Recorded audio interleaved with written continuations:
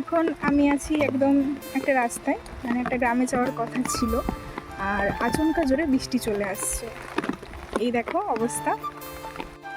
বৃষ্টিটা যা একটু কমেছে, কিন্তু যাওয়াটা বেশ রিস্কি, কারণ সামনাসামনি কোনো বাড়ি নেই, এটা পুরো একটা মাঠ। এই মাঠটা পুরোটা পেরোলে তবে হচ্ছে ওই গ্রামটা পাওয়া যাবে, মানে এখান থেকে এখনও প্রায় 3 কিমি মতো যেতে হবে আর কি। আর আমি এখানে দাঁড়িয়ে আছি এই যে এই গাছটার নিচে। কি অবস্থা, আবার জোরে বৃষ্টি চলে এলো।